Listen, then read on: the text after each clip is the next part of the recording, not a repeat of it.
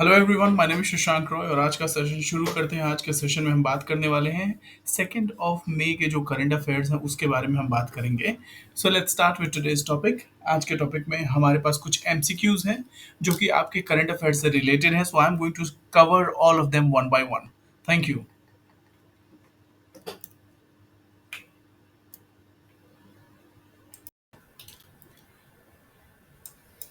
Hello everyone. Hello and welcome to UPSC Backbenchers. My name is Shashank Roy and आज के session को record करने का एक स्पेशल पर्पस है। एज आई प्रॉमिस्ड कि आपको यूपीएससी प्रीलिम्स से रिलेटेड जो भी करंट अफेयर्स होंगे वो पढ़ाऊंगा मैं, but due to some unfortunate incidences I could not become regular, but I am trying to become regular as soon as possible और जितना मैं कंट्रीब्यूट कर सकता हूँ मैं कंट्रीब्यूट करने के लिए रेडी हूँ।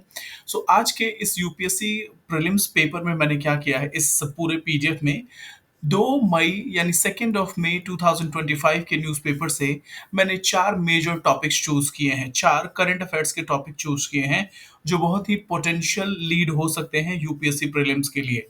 अगर इस बार के लिए नहीं होंगे तो नेक्स्ट प्रीलिम्स के लिए भी आप उनको सीखना शुरू करें। नेक्स्ट प्रीलिम्स 2026 के लिए भी वो इम्पोर्टेंट है। तो चलिए शुरू करते हैं आज का सेशन। आज के सेशन में बाबा जी का पॉडकास्ट, ये बाबा जी मैं ही हूँ, शशांक शेखर रॉय आका बाबा जी, और ये है बैक बेंचर्स का लोगो। और आज का जो ज्ञान है वो ये है: be ready to revise any system, scrap any method, abandon any theory if the success of the job requires it. इसका मतलब ये है कि जब हम सक्सेस के बारे में बात करते हैं तो सक्सेस के लिए हमें कोई भी ऐसा जो भी हमारी प्लानिंग होती है उन प्लानिंग को समय समय पे एडजस्ट करना पड़ता है, समय समय पे एडजस्ट करना पड़ता है, अलाइन करना पड़ता है, उनमें थोड़े से चेंजेस करने पड़ते हैं, उसमें मॉडिफिकेशन करना पड़ता है। But the end point is you must succeed in your mission. You must succeed in your UPSC examination. You must become an IAS or IPS or whatever service do you want to join. So इसीलिए कहा गया है: be ready to revise any system, scrap any method and abandon any theory if the success of the jobs requires it. ठीक है, अब चलते हैं आज के सेशन को देखते हैं। बायोस्कोप में हम क्या लेके चलते हैं। बायोस्कोप में मेनली हम न्यूज़पेपर एडवर्टीजमेंट्स के थ्रू हम आपको कुछ पढ़ाने की कोशिश करते हैं। न्यूज़पेपर के एडवर्टीजमेंट गवर्नमेंट के स्कीम्स के बारे में बात करते हैं, गवर्नमेंट की पॉलिसीज के बारे में बात करते हैं, राइट, कुछ इनिशिएटिव्स के बारे में बात करते हैं। इन्हीं सारे चीज़ों को कलेक्ट करके मैंने आज का सेशन बनाया है। आज आपने फर्स्ट एडवर्टीजमेंट में देखा होगा विजयानाग्राम विजयंजम, आई डोंट नो इसको प्रोनाउंस कैसे करेंगे, विजयंजम opens a global gateway for India. Vizhinjam International Deep Water Multi-Purpose Seaport will be dedicated to the nation by Honorable Prime Minister Shri Narendra Modi on 2nd May 2025. Now, इसको इसमें समझने वाली क्या बात है? इसमें समझने वाली बात यह है कि इंडिया को हम पेनिनसुलर इंडिया, अगर आप देखेंगे इंडिया का 7,516 स्क्वायर किलोमीटर्स का ये कोस्टल एरिया है और जो कि इंडिया को एक बहुत ही बड़ा और पोटेंशियल एक्सपोर्ट कंट्री बना सकता है। पोटेंशियल, इंडिया में बहुत पोटेंशियल है एक्सपोर्ट से रिलेटेड एक्टिविटीज़ के लिए, क्योंकि इतने बड़े कोस्टल एरिया का आप करेंगे क्या। हमने बहुत बड़े बड़े पोर्ट्स भी बनाए हैं, प्राइवेट पोर्ट्स हैं, गवर्नमेंट के पोर्ट्स हैं। एक बार इनको देखते हैं। Now this article says that Vizhinjam port set to boost South Asia's maritime trade. Maritime trade को ये boost करने जा रहा है। सो इस आर्टिकल को आई होप आपने पढ़ा होगा, लेकिन अगर मैं पूछूं आपसे कि इन सारे क्वेश्चंस का एमसीक्यू कैसे आएगा, यानी एमसीक्यूज को किस तरीके से ट्विस्ट करके तोड़ मरोड़ के कैसे क्वेश्चन पूछे जा सकते हैं, उसी को मैं बताने के लिए आपको लेके आया हूँ। ठीक है, उसके अलावा इंडिया के मेजर पोर्ट्स के बारे में मैंने बात की है: हल्दिया पोर्ट, पारादीप पोर्ट, विशाखापत्तनम, काकीनाडा, मछलीपट्टनम, कृष्णपट्टनम, कटुपल्ली, इन्नोर, चेन्नई, नागपट्टिनम, थुटुकुडी, अलापुझा, कोची को याद रखिएगा, Mangaluru, Marmugao, Panaji, Ratnagiri, Jawaharlal Nehru port trust. Jawaharlal Nehru port trust के बारे में भी इस आर्टिकल में हम बात करेंगे। Mundra port, Kandla port, Porbandar, Bhavnagar, Bharuch, Surat and Veraval, ये सारे मेजर एंड माइनर पोर्ट्स हैं गवर्नमेंट ऑफ इंडिया के। Major and minor ports, right. ये इंफ्रास्ट्रक्चर, ये जीएस पेपर 3 के इंफ्रास्ट्रक्चर पार्ट में आएगा। It will become a part of infrastructure. Infrastructure में आपका रेल है, रेलवेज हैं, आपके रोडवेज हैं, आपके एयर ट्रैफिक्स हैं, एयरलाइंस हैं, देन आपके नेविगेबल वाटरवेज हैं। नेविगेबल वाटरवेज हैं यानी नदियां हैं। ठीक है? ये सब आपके इंफ्रास्ट्रक्चर का पार्ट है, रेल है, रोड है, एयरवेज़ हैं और नेविगेशनल वाटर्स हैं। ये सारे आपके इंफ्रास्ट्रक्चर में आते हैं। इंफ्रास्ट्रक्चर के अलावा एक और भी इंफ्रास्ट्रक्चर आता है, that is digital infrastructure. Digital infrastructure और उसमें सोशल इंफ्रास्ट्रक्चर का भी एक कैटेगरी आप बना सकते हैं। Social infrastructure, right? सो इस तरीके से हम आगे लेके चलेंगे। नाउ एक बार और भी देखेंगे इसी इंफ्रास्ट्रक्चर में, जब हम इंडिया से बाहर जाते हैं तो अभी हमने सुना है IMEC corridor, India middle east Europe economic corridor के बारे में भी चर्चा बहुत तेजी से है। तो मैंने क्या किया है कि मैंने इंटीग्रेटेड वे में एक एमसीक्यू डिजाइन किया है with complete explanation.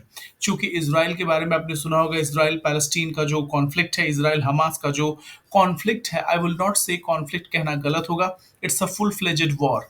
So Israel Palestine और इसराइल हमास के कॉन्फ्लिक्ट के चलते पूरा मिडल ईस्ट जो है वो प्रॉब्लम में है और मिडल ईस्ट की इकोनॉमी डगमगाई हुई है। पिछली बार यूपीएससी ने यहीं से क्वेश्चन पूछा था, सुमेध पाइपलाइन के बारे में, सुमेध पाइपलाइन के बारे में क्वेश्चन पूछा था और बहुत से लोग चारों खाने चित हो गए थे। इस बार रेड सी से भी क्वेश्चन आ सकते हैं, यमनी हूथी से क्वेश्चन आ सकते हैं, सुएज कनाल से क्वेश्चन आ सकते हैं, बेन गुरियोन कनाल से क्वेश्चन आ सकते हैं। सो बहुत ही पोटेंशियल है, पोटेंशियल एरिया है ये पूरा, जहां से क्वेश्चन पूछे जा सकते हैं आपसे। इसीलिए बहुत ध्यान से चलिए क्वेश्चन सॉल्व करते हैं। Now with reference to India middle east Europe economic corridor, I may consider the following statement. क्या है? फिर से पढ़ते हैं। With reference to India middle east Europe economic corridor, consider the following statement. ये initiative है under the partnership for global infrastructure and investment, primarily aimed at countering China's belt and road initiative. IMEC में एक electric power cable होगा, high speed rail corridor होगा जो India को UAE के साथ कनेक्ट करेगा। कॉरिडोर जो है सिर्फ उन्हीं कंट्री से होके जाता है जो या तो G20 के मेंबर हैं और किसी भी ऐसे नॉन G20 मेंबर्स के थ्रू होके नहीं जाता। ग्रीस के बारे में, Greece is envisaged as the final European node for the corridor, यानी कि मुंबई से शुरू होकर ये कॉरिडोर जो है ग्रीस के पोर्ट पे फिनिश होगा, ऐसा माना जा रहा है। टीम बहुत ध्यान से पढ़िएगा, इसी तरीके से क्वेश्चन पूछे जाएंगे। अब देखें, बिना आंसर पे गए हुए हम पहले देखते हैं कि हम क्या क्या एलिमिनेट कर सकते हैं। पहला स्टेटमेंट बिल्कुल सही है, because when the prime minister of India, prime minister Modi was there in Saudi Arabia, partnership for global infrastructure and investment की नींव रखी गई थी चाइना के बेल्ट एंड रोड इनिशिएटिव को काउंटर करने के लिए। उसके अलावा recently Italy came out of belt and road initiative, इसके चलते भी ये चर्चा में था। बेल्ट एंड रोड इनिशिएटिव लगातार चर्चा में है, ग्वादर एरिया के चलते, Chabahar I mean Gwadar port में भी बहुत से प्रॉब्लम्स चल रहे हैं। चाइना पाकिस्तान इकोनॉमिक कॉरिडोर जो है वो भी लड़खड़ाता हुआ सा दिख रहा है because of Baloch rebels. So first statement appears to be right. IMEC में electric power cable and high speed rail line connecting India with the UAE सही हो सकता है। इसमें the corridor traverses only with countries, इसको एलिमिनेट कर दीजिए, यानी अगर हम तीन को एलिमिनेट कर दें तो ऑप्शन सी ऑटोमेटिकली एलिमिनेट हो सकता है। तो यानी कि इसमें से कौन सा स्टेटमेंट सही है, देखते हैं इसका एक्सप्लेनेशन क्या है। एक बार जरा इसको देखेंगे, ये आपके आई मैक्स से होता हुआ, यूएई से होता हुआ और इसराइल के हाइफा पोर्ट से होता हुआ, ये इटली के प्रायस पोर्ट, ग्रीस के प्रायस पोर्ट से होके ये फिनिश होगा। इसका पर्पस क्या होगा? It will integrate India, it will integrate India with European market. It will integrate India with European market. Apart from that, it will also counter China's Belt and Road Initiative, China's belt and road initiative, जो कि बहुत बड़े level पे पूरे world को अपने control में करने में लगा हुआ है और इंडिया को यूरोपियन मार्केट एक्सेस करना बहुत जरूरी है। Again why this route is important, this route is also important because recently Yemeni Houthi rebels के चलते बहुत सा ब्लॉकेड हो चुका था रेड सी कॉरिडोर पे और सुएज कनाल पे, जिसके चलते इंडिया को बहुत बड़ा लॉस बियर करना पड़ा और इंडिया में एक्सपोर्ट जो है बिल्कुल घट के नीचे आ गया और इंडिया को अपने सारे एक्सपोर्ट्स को राउट करना पड़ा यहाँ South Africa, Cape of Good Hope से होते हुए, जिसके चलते टाइम और मनी दोनों का वेस्टेज हुआ। Time and money both were wastage. लेकिन अगर ये आईमेक कॉरिडोर सक्सीड कर जाता है तो इंडिया बहुत बड़ा टाइम बचा लेगा, मनी बचा लेगा और यूरोपियन मार्केट को कैप्चर करने में इंडिया को बहुत ही सक्सेस मिलेगा। Now correct answer B, 1, 2 and 4 only, ये चारों आंसर सही हैं, यानी option number B is right, 1, 2, 4। तीन मैंने कहा था ओनली कंट्रीज, ये एक सिंपल सा हिंट था कि क्वेश्चन जो है वो गलत हो सकता है, ये ऑप्शन गलत हो सकता है। डिटेल एक्सप्लेनेशन एक बार देखते हैं। स्टेटमेंट वन, आईमेक जो है G20 समिट 2023 के दौरान लॉन्च किया गया था और इसका जो मेन टाइटल था वो था partnership for global infrastructure and investment spearheaded by G7 country. यहाँ पे आपको G7 की जगह G20 कंट्री दिया जा सकता है, बिल्कुल गलत मत कीजिएगा। G7 countries because prime minister Modi, India is not a part of G7, but Giorgia Meloni के इनविटेशन पे प्राइम मिनिस्टर मोदी को इनवाइट किया गया था। Prime minister Modi was invited in G7 meeting on invitation of Italian Prime Minister Giorgia Meloni. Giorgia Meloni, right. So इसलिए याद रखेंगे। And this was the occasion when belt and road initiative से Italy ने अपने आप को एग्जिट कर दिया था। So G20 summit 2023, partnership for global infrastructure and investment and spearheaded by G7 instead of G22। G20 बिल्कुल गलत फहमी में मत रहिएगा। ऑप्शन टू, इसका ऑब्जेक्टिव क्या है? Countering China's belt and road initiative by creating a secure rule based corridor. इसको इंटीग्रेट करते हैं जीएस पेपर टू से। Global groupings and international treaties, जो कि इंडिया के फेवर में या इंडिया के अगेंस्ट में काम करते हैं। इसका निमोनिक क्या होगा आईमेक का? India middle east Europe economic corridor के अलावा India makes Europe connect. India makes Europe connect and breaks BRI monopoly. चीजों को याद रखने के लिए आपको कुछ इंटरेस्टिंग तरीका खोजना पड़ेगा, तो ये एक तरीका आप देख लीजिए। Now India is to be connected via port integration, यानी पूरा का पूरा रेलवे कनेक्टिविटी नहीं होगा, रेल होगा, रोपवे होगा, वाटरवेज होगा। इस तरीके से अलग अलग जो है नोडल्स बनेंगे जो कि पूरे इंडिया को यूरोप तक लेके जाएंगे। Now India is to be connected via port integration. Port integration कैसे होगा? रेलवे के थ्रू हम यूएई से डायरेक्टली कनेक्टेड नहीं है। ओवरऑल कॉरिडोर में है, रेलवे इंफ्रास्ट्रक्चर होगा, पावर इंफ्रास्ट्रक्चर होगा और डिजिटल लिंक्स होंगे। हाई स्पीड रेल जो है वो इंडिया से यूएई तक जाएगी, is physically not possible but included in IMEC project as a whole is valid. अगर आपके पास एक ऑप्शन दे दिया जाए कि आई in within IMEC corridor India will be connected to UAE with rail, high speed rail, no, ये गलत हो जाएगा अगर यूएई से डायरेक्टली बोलेगा तो। लेकिन आईमेक कॉरिडोर में रेलवे इंफ्रास्ट्रक्चर भी है। टीम आईमेक कॉरिडोर में रेलवे इंफ्रास्ट्रक्चर और ओशन इंफ्रास्ट्रक्चर भी है, यानी कि इंडिया से यूएई तक जो सामान जाएगा वो शिपिंग कॉरिडोर्स के थ्रू जाएगा, शिप्स के थ्रू जाएगा, कंटेनर्स के थ्रू जाएगा। वहां यूएई पहुंचने के बाद रोड से होता हुआ वो जो है कंटेनर कंटेनर ट्रांसशिपमेंट होगा पूरे रोड इंफ्रास्ट्रक्चर से, और इसराइल के हाइफा पोर्ट पे पहुंचने के बाद वहां से फिर से ओशन रूट लेके इस पूरे के पूरे आइटम्स को ट्रांसपोर्ट किया जाएगा इटली के ग्रीस के प्रायस पोर्ट पे। तो टीम ध्यान से देखिएगा। High speed rail from India to UAE, अगर ऐसे पूछ दे तो नहीं, ये गलत हो जाएगा, ऐसा नहीं होगा। लेकिन अगर ओवरऑल आईमेक कॉरिडोर में पूछेगा कि is there a rail corridor, yes there is a rail corridor, right. Now statement three incorrect है। इसमें all nation, not all nations involve are G20 members. UAE G20 का मेंबर नहीं है। Saudi Arabia is a G20 member. Israel and Greece are not G20 member. So statement three was totally wrong. So this is a classic UPSC elimination trap, जो कि logical लगता है लेकिन subtly wrong होता है, तो आपको बहुत ध्यान देना है क्वेश्चंस को सॉल्व करते समय। स्टेटमेंट फोर बिल्कुल करेक्ट है। ग्रीस का प्रायस पोर्ट जो है वो यूरोपियन एंट्री पॉइंट है, बहुत इंपॉर्टेंट पोर्ट है पूरे आपके मिडिल मेडिटेरेनियन सी में। मेडिटेरेनियन सी में बहुत ही इंपॉर्टेंट पोर्ट है प्रायस। और प्रायस जो है वो गेटवे पोर्ट है। ये गेटवे पोर्ट है, यहाँ से आप यूरोपियन मार्केट में एंटर कर सकते हैं इजिली, ठीक है। It serves as a strategic hub connecting the Balkans and Western Europe. So Greece grants gateway, इस तरीके से आप याद रखेंगे। हो सकता है कि आपको ग्रीस के प्रायस पोर्ट्स की जगह इटली का नाम दे दिया जाए और आप क्वेश्चन गलत कर रहे हैं। जान लीजिए आईमेक कॉरिडोर का जो लास्ट पॉइंट है वो इटली नहीं है, वो है ग्रीस। वो ग्रीस है, और ग्रीस का कौन सा पोर्ट है? प्रायस port will be the last port. Team I hope this is clear. याद रखेंगे। आगे क्वेश्चंस की तरफ बढ़ते हैं। ये मैंने मेमोरी मैप भी बना के आपके लिए दिया हुआ है।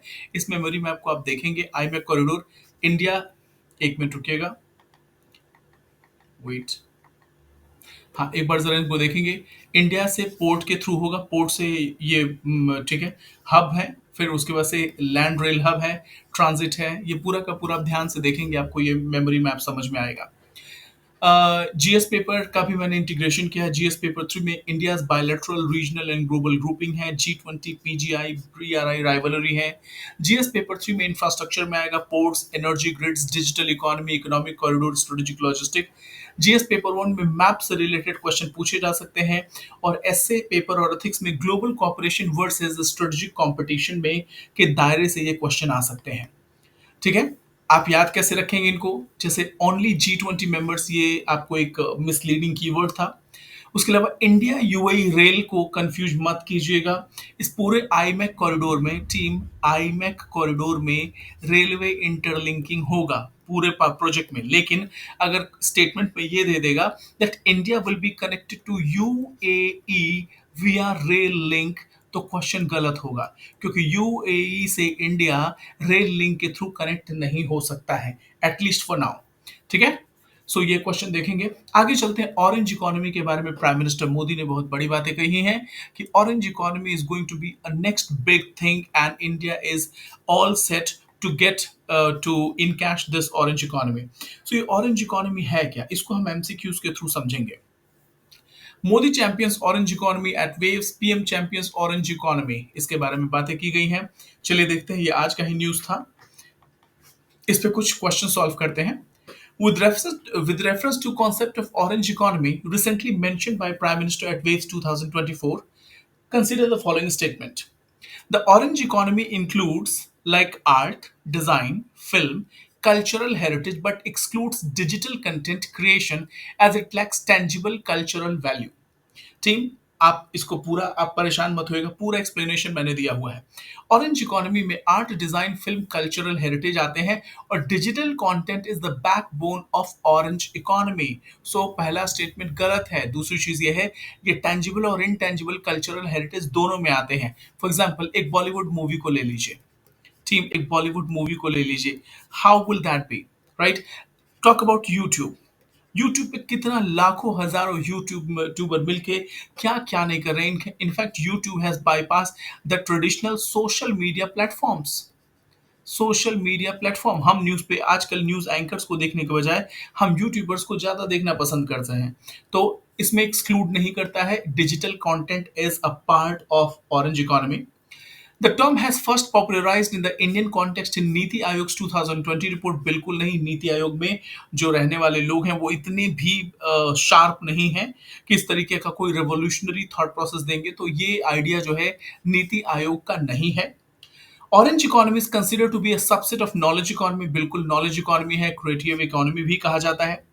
यूनेस्को और वाइपो ने ऑरेंज इकोनॉमी को as a major employment generation generator recognise किया है, specially for youth and women. So एक बार हम देखते हैं, ये सारे क्वेश्चंस को आप ध्यान से देखिएगा, स्टेटमेंट्स को ध्यान से देखिएगा। अब हम चलते हैं इसके आंसर की तरफ। करेक्ट आंसर है 3 एंड 4 ओनली, यानी कि यूनेस्को और वाइपो दोनों ने रिकॉग्नाइज किया है ऑरेंज इकोनॉमी एक मेजर एम्प्लॉयमेंट जनरेटर है यूथ एंड वुमेन के लिए। दूसरा, ऑरेंज इकोनॉमी एक सबसेट है नॉलेज इकोनॉमी का। दूसरा स्टेटमेंट गलत है क्योंकि नीति आयोग ने इसको पुट फॉरवर्ड नहीं किया था। पहला स्टेटमेंट भी गलत है क्योंकि ऑरेंज इकोनॉमी का जो बैकबोन है वो डिजिटल इकोनॉमी है। Digital content creation is a part, a bone of orange economy. तो पहला दूसरा गलत हो जाता है। तो अगर पहला दूसरा गलत होगा तो डी एलिमिनेट होगा, सी एलिमिनेट होगा, ए एलिमिनेट होगा, बी बी 3 और 4 सही होंगे। अब इसका एक्सप्लेनेशन एक बार देख लेते हैं। स्टेटमेंट 1 इनकरेक्ट है। एक्सक्लूड्स डिजिटल कंटेंट क्रिएशन, जो कि ट्रैप है, मैंने जान के जाल बिछाया था ताकि आप उसमें फंस जाएं। इट कैन नॉट इंक्लूड क्योंकि digital content creation is the backbone of orange economy. Digital art, online content creation, video games, OTT platforms, they are core pillars of orange economy. UNCTAD and UNESCO ने define किया है इसको, tangible और intangible cultural creative assets दोनों में आते हैं ये। उसके अलावा एक चीज और भी है, स्टूडेंट कई बार ना आप ट्रैप हो जाओगे कल्चरल वैल्यूज के हिसाब से, क्योंकि आप जब कल्चरल वैल्यूज की बात की जाएगी तो आपको ये लगेगा नहीं, ट्रेडिशनल आर्ट जैसे भरतनाट्यम है, मोहिनी अट्टम है, छऊ है, ठीक है, इन सारे डांस को ही जब आप देखेंगे तो आपको लगेगा ट्रेडिशनल आर्ट्स में तो वही आते हैं और कल्चरल वैल्यूज तो सिर्फ उनके साथ ही हैं। तो प्लीज ट्रैप मत होइएगा क्योंकि ये ऑरेंज इकोनॉमी इससे जुड़ा हुआ है। स्टेटमेंट 2 इनकरेक्ट है। नीति आयोग ने ऐसा कोई भी डॉक्यूमेंटेशन नहीं दिया है। ये जो कॉन्सेप्ट है वो दिया था फिलिपे बुट्रागो एंड इवान डोक कोलंबिया यूनिवर्सिटी से, जो inter American development bank report publish किया था 2013 में। सो इसका निमोनिक मैंने दिया है बी फॉर बुट्रागो, डी फॉर डोक, बर्थ ऑफ ऑरेंज डॉक्ट्रिन। इस तरीके से आप याद रखेंगे। ये हैं हमारे दोनों जो हैं राइटर्स, जिन्होंने 2013 में इकोनॉमिक ऑरेंज इकोनॉमी के बारे में बात किया था, जो कि कंटेंट क्रिएशन से रिलेटेड है। ठीक है, ये पूरा देखिएगा, दिस इज द बुक जिसमें इन्होंने ऑरेंज इकोनॉमी के बारे में बात किया था। स्टेटमेंट 3 है, it is a subset of knowledge economy covering cultural, artistic, digital and design based sector. बिल्कुल सही बात है। इसमें क्या क्या आएगा ऑरेंज इकोनॉमी में? Visual art, performing arts, animation and media, publishing, software and content. और वाइपो और यूनेस्को और ओईसीडी रिपोर्ट्स भी इनको रिकॉग्नाइज करते हैं।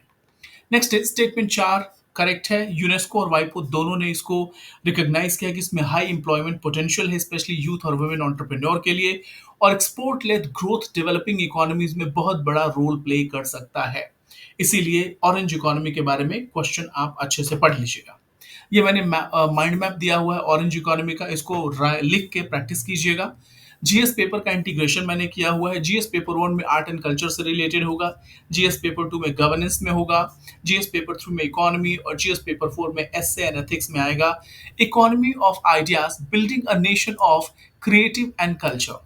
ठीक है, क्रिएटिविटी एंड कल्चर।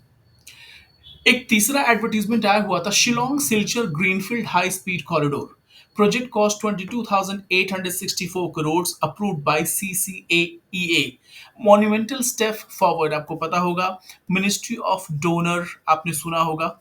ठीक है, उसके अलावा पीएम गति शक्ति के बारे में सुना होगा आपने, पीएम गति शक्ति के बारे में, राइट।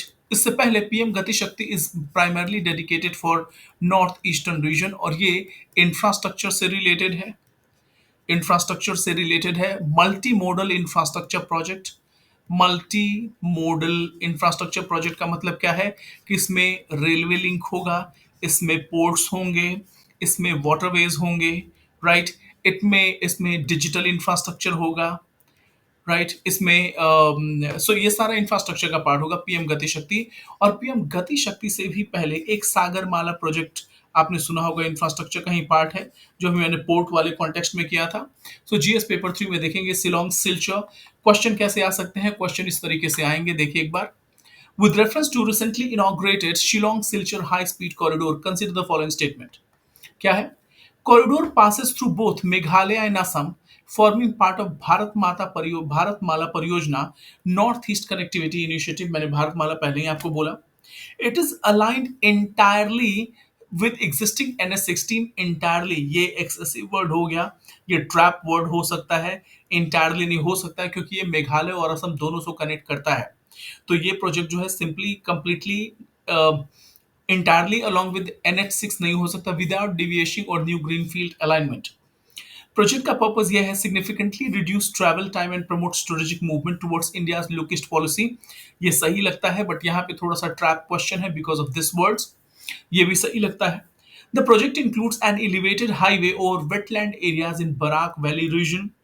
ठीक है, यानी कि बराक वैली रीजन में बहुत दलदली एरिया है, इसलिए इसको पिलर्स पे खड़ा किया गया है और एलिवेटेड कॉरिडोर बनाया गया है, यानी ओवर ब्रिज की तरह। ठीक है, एक बार देखते हैं। करेक्ट आंसर 1, 3 एंड 4 है। 2 करेक्ट नहीं है, क्योंकि ये इंटायरली NH6 से होता हुआ नहीं जाता। NH6 से होके जाता है, लेकिन आगे डिविएट भी होता है। डिटेल्ड एक्सप्लेनेशन है। स्टेटमेंट 1 बिल्कुल करेक्ट है। शिलोंग सिलचर कॉरिडोर जो है वो मेघालय असम से होकर जाता है, खासी हिल्स टू बराक वैली को कनेक्ट करता है। ये भारतमाला परियोजना फेज 1 का हिस्सा है, जिसमें नॉर्थ ईस्ट इंफ्रास्ट्रक्चर को पुश दिया जा रहा है। पीएम गति शक्ति के बारे में भी पूछा जा सकता है। पीएम गति शक्ति, yes, PM Gati Shakti is also dedicated to infrastructure in north eastern region. GS paper 2 governance infrastructure development in north east India। GS paper 3 internal security में आएगा, enhancing logistical mobility in buffer zone, because आपने China की 5 finger theories के बारे में पढ़ा होगा। China wants to capture the entire territory starting from Aksai Chin and coming up to Tawang region of Arunachal Pradesh. ऐसे कंडीशन में हमें, और यहाँ पे आपका डोकलाम है, ऐसी कंडीशन में हमें करना क्या है? ऐसी कंडीशन में हमें हाई स्पीड कॉरिडोर्स बनाने हैं जहां कम समय में मैक्सिमम पोटेंशियल के साथ हमारी आर्मी और आर्म्स एंड एम्यूनिशन को डिप्लॉय किया जा सके। तो ये ड्यूअल पर्पस इंफ्रास्ट्रक्चर है। स्टेटमेंट दो इनकरेक्ट है। बहुत से लोग को लगेगा कि ये NH 6 से होके जाता है, बट नहीं, बिल्कुल नहीं। इसका एक थोड़ा सा पार्ट NH 6 से होके जाता है। कॉरिडोर में बाईपासेस हैं, टनल्स हैं, न्यू अलाइनमेंट्स हैं जो हेयर पिन टर्न्स और स्पीड को बढ़ाएंगे। ठीक है। एक चीज और है, आपको हमेशा ध्यान देना है, green field and brown field project क्या है। ग्रीन फील्ड का मतलब यह है कि यह बिल्कुल ब्रांड न्यू प्रोजेक्ट है। ये ब्रांड न्यू प्रोजेक्ट है।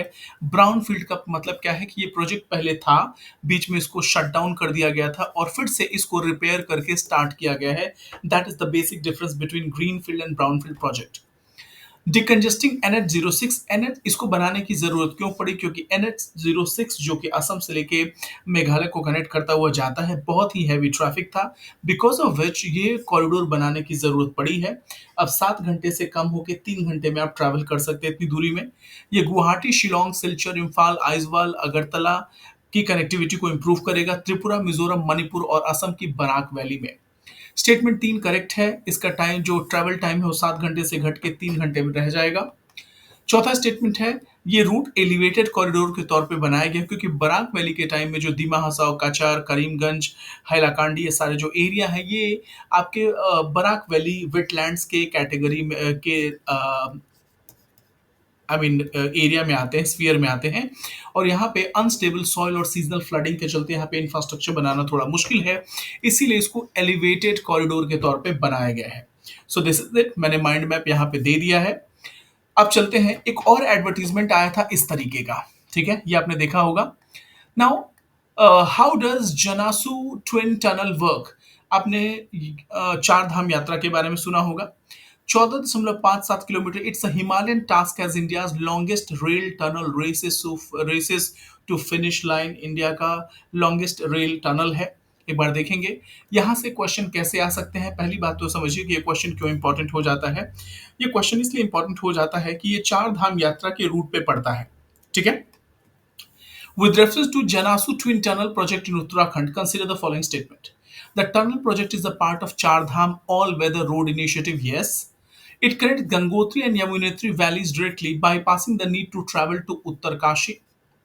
The tunnel passes through Garhwal Himalayas and cuts across Uttarakhand Himachal Pradesh state boundary. यानी कि क्या ये प्रोजेक्ट हिमाचल उत्तराखंड के अलावा हिमाचल प्रदेश को भी टच करता है? इसका पर्पस है ट्रैवल टाइम को रिड्यूस करना between Dharasu and Yamunotri by nearly 20 kilometres. इसको ध्यान से पढ़ेंगे। अब क्वेश्चंस को देखते हैं। ये रहे यमुनोत्री, गंगोत्री, केदारनाथ और ये रहा आपका बद्रीनाथ। एक बात याद रखेंगे, ये चारों के चारों प्रोजेक्ट जो हैं वो चार धाम यात्रा का हिस्सा हैं और चार धाम के अलावा ये सारे के सारे उत्तराखंड में पड़ते हैं। हिमाचल प्रदेश का इनसे कोई भी लेना देना नहीं है। They all are a part of Uttarakhand state, so there it has nothing to do with Himachal Pradesh. ये क्लियर है, इसीलिए इसको हम कहते हैं देवभूमि उत्तराखंड। देवभूमि उत्तराखंड, ठीक है। और उधर केरला कहता है God's own country, God's own country Kerala. Now UP के बारे में कहा जाएगा Yogi's own country, Yogi's own state Uttar Pradesh. खैर, जोक्स अपार्ट, आगे चलते हैं। देवभूमि उत्तराखंड को याद रखेंगे। यमुनोत्री, गंगोत्री, केदारनाथ, बद्रीनाथ याद रखिएगा, ये चार धाम यात्रा का पार्ट है और ये चारों के चारों उत्तराखंड में आपको मिलेंगे। करेक्ट आंसर है 1, 2 एंड 4 ओनली, यानी तीसरा स्टेटमेंट गलत है। उत्तराखंड हिमाचल प्रदेश से इसका कोई लेना देना नहीं है, तो गलती से हिमाचल प्रदेश को नहीं, तीसरे को एलिमिनेट कीजिए। ये एलिमिनेट हुआ, ये एलिमिनेट हुआ, सो आंसर बचा आपका बी। एक बार एक्सप्लेनेशन देख लेंगे। स्टेटमेंट 1 करेक्ट है। जनासू ट्विन टनल जो है वो चार धाम परियोजना का हिस्सा है। स्टेटमेंट 2 है, ये गंगोत्री यमुनोत्री वैली को कनेक्ट करता है, जिससे उत्तरकाशी रूट पे डिपेंडेंसी कम होगी। स्टेटमेंट 3 इनकरेक्ट है क्योंकि टोटल जो है उत्तराखंड में पड़ते हैं चारों के चारों धाम और गढ़वाल हिमालयस का हिस्सा है, हिमाचल से इसका कोई लेना देना नहीं है। टनल जो है वो टाइम ट्रैवल को रिड्यूस करता है between Dharasu and Yamunotri by 20 kilometres, ठीक है। मैंने और भी, अच्छा, दूसरा क्वेश्चन भी मैंने ऐसे ही डिजाइन किया है, इसको ध्यान से देखेंगे।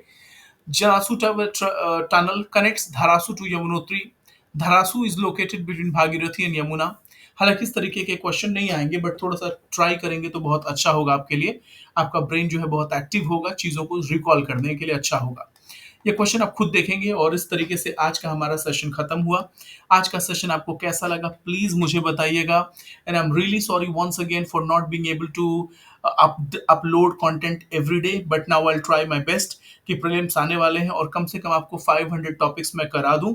तो आज के 3-4 क्वेश्चंस को ध्यान से देखिएगा। पीपीटी कंटेंट जो है वो मैं आपको टेलीग्राम ग्रुप में भेज दूँगा। Thank you so much, wish you a wonderful day ahead and good night, sweet dreams. Bye bye, take care.